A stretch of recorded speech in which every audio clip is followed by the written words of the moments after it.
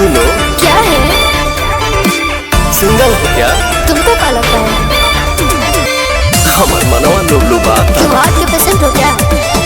नहीं नहीं, तुम्हारे प्यार में पागल हो। हटो तो।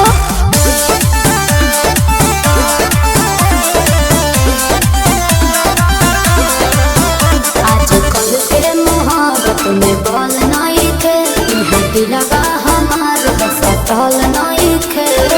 मुझे तुमसे प्यार हो गया है, तुम्हें क्या चाहिए? कुछ नहीं। सोना चाहनी लेबू की रुपिया लेबू हो,